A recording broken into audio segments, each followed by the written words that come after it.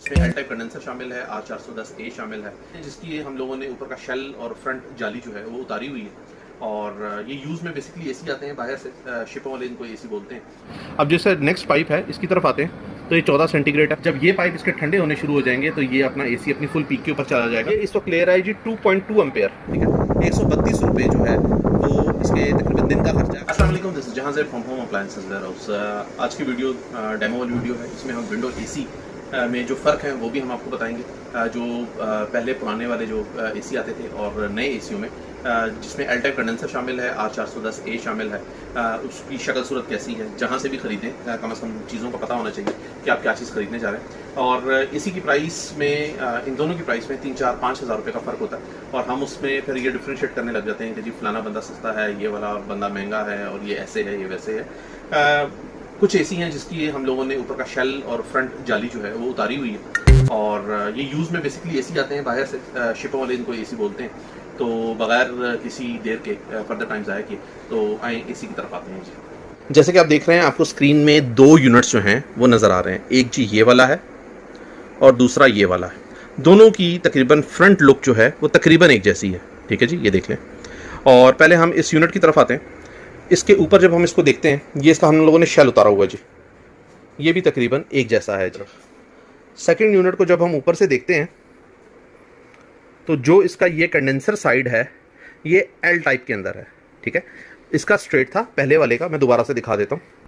पहले वाला स्ट्रेट था और ये वाला जो है ये एल टाइप के अंदर आ गया जी, ठीक है। ये एल बना हुआ है, इसका ये इतना हिस्सा एक्स्ट्रा लगा हुआ है जी कंपनी ने, ठीक है। अब इसके जो बाकी फर्दर मामलात हैं वो देखें। मैंने आपसे अभी बताया कि ये यूज्ड एसी हैं, ना ये सर्विस हुए में, अपनी जेन्युइन कंडीशन के अंदर है। ये इसका जेन्युइन जो है गैस रिफिल वाला जो पाइप है, ये देखें अभी तक सील्ड है, अभी तक इसमें गैस इंस्टॉल नहीं हुई। इसी तरीके से अगर हम इसको देख लेते हैं, ये सारा का सारा जेन्युइन है जी, ठीक है। और इसके कंप्रेसर वाली साइड पे भी इसको देख लेते हैं। ये देखें जी, जेन्युइन इसके अंदर कंप्रेसर लगा हुआ है और इसके ऊपर ये यहाँ पे R410A गैस मेंशन है, ठीक है। इसमें जो है ये गैस इसमें इंस्टॉल्ड है। ये बेसिकली इन्वर्टर वाली गैस है जी, ठीक है। और ये झटका नहीं लेता, कंप्रेसर आराम से ऑन होता है। और इसकी निस्बत ये आपको स्टार्ट में झटका देगा और वो जो टॉर्क होगा वो तकरीबन डबल, यानी कि वैसे तो ये एसी 2.5 से 3 एम्पेयर लेते हैं, ये झटका लेके तो ये ऊपर की तरफ चला जाता है जी। ये जो फर्स्ट वाला एसी है उसकी ये बैक कंडेंसिंग साइड है, यानी कि इस जगह से आपकी जो गर्म हवा है वो बाहर की तरफ आएगी, ठीक है। इसका बैक व्यू है। और ये जो एल टाइप कंडेंसर था इसका ये बैक व्यू है, ये देखिए ये टर्न होके इस तरफ आ रहा है, ठीक है। R410A गैस है, रोटरी कंप्रेसर है। और ये इसका शक्ल सूरत में फ़र्क होता है। आगे फर्दर भी आपको मैं अब इसको ऑन करके मैं आपको इसको बताता हूँ जी। जैसे ही हम लोगों ने ये ऑन किया तो ये 1 एम्पेयर से और अभी ये 2 एम्पेयर तक जा रहा है। इसका ये फ्रंट लुक भी देखिए, ठीक है। ये हाई कूल के ऊपर कर दिया और इस वक्त 2 एम्पेयर। और इसका टॉप व्यू भी दिखा दें ताकि देखें ये जो इसका पंखा है ये अपना चलना शुरू हो गया है, ठीक है। आहिस्ता आहिस्ता ये थोड़े से अपने एम्पेयर भी बढ़ाएगा और इसकी जो वोल्टेज की कैलकुलेशन है वो भी हम आपको करके दिखाएंगे। अच्छा जी, ये देखें ये एसी ऑन हो गया और ये जो टेम्परेचर गन है ये आपको बता रही है तकरीबन ये 26-27 सेंटीग्रेड की हवा फेंक रहा है। अब 25 पे आ गया। अब जैसे से कूलिंग करेगा उस तरह ये अपनी जो कारकर्दगी है ये बढ़ाएगा। अच्छा जी, इस साइड के ऊपर आ जाए।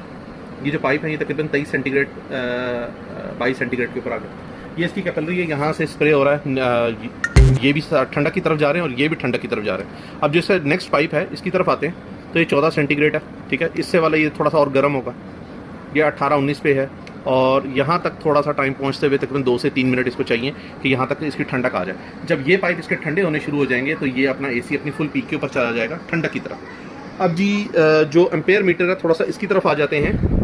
ये इस वक्त ले रहा है जी 2.2 एम्पेयर, ठीक है। और 2.2 एम्पेयर की जो कैलकुलेशन है वो भी मैं आपसे शेयर कर देता हूँ। जो इसकी कंडेंसिंग साइड है जो कि ये वाली है, जहाँ से इसकी हीट जो है वो निकल रही है, वहाँ का टेम्परेचर नोट कर लेते हैं। वो इस वक्त 43 सेंटीग्रेड है, ठीक है। यानी कि ये ऑब्वियसली कमरे से बाहर होगा, इतना हिस्सा जो है वो कमरे से बाहर होगा और इतना हिस्सा जो है वो कमरे के अंदर होगा जब इसको इसकी जो है ऊपर वाली जैकेट जो है वो हम पहना देंगे, ठीक है जी। और 2.2 एम्पेयर ये इस वक्त ले रहा है जी। हाँ जी, इस वक्त ये एम्पेयर मीटर जो है ये 2.2 एम्पेयर 2.3 एम्पेयर ले रहा है। इसको हम 2.3 या 2.5 एम्पेयर कंसिडर कर लेते हैं जी। 2.5 एम्पेयर ले रहा है, इसको मल्टीप्लाई कर दिया 220 से, ये हमारे पास इसके वोल्टेज आ गए 550 और इसको हमने डिवाइड कर देना 1000 पे किलोवाट पे और मल्टीप्लाई कर देना है कि कितने रुपए का हमारे पास यूनिट है, तो 30 रुपये यूनिट आ गया, ठीक है। यानी कि 16.5 रुपये घंटा जो है वो हमारा ये AC कंज्यूम कर रहा है। और अगर हम आप इसको मल्टीप्लाई में 8 घंटे कर देते हैं, ठीक है, 132 रुपये जो है वो इसके तकरीबन दिन का खर्चा है। अगर हम इसको 8 घंटे इस्तेमाल करते हैं, इस 8 घंटे की कैलकुलेशन के अंदर ये AC मुसलसल चल रहा है, इसमें ट्रिपिंग नहीं है। अगर इसमें ट्रिपिंग आ जाए और आप इसको 12x12 के कमरे में या 10x12 के कमरे में लगाते हैं तो ये लाजमन 1 घंटे के बाद ट्रिप हो गई होगा, तो इस प्राइस में भी कमी आएगी। तो लिहाजा अगर जैसे कि आप देख रहे हैं कि ये यूनिट जो है इतनी बिजली नहीं लेता जितना कि हम लोगों ने बनाया हुआ है। और इस कैलकुलेशन के मुताबिक अगर 300 वाट या 400 वाट की 2 प्लेटें लगा ली जाएँ तो ये यूनिट जो है डायरेक्टली AC जो है ये चल जाएगा आपका, ठीक है।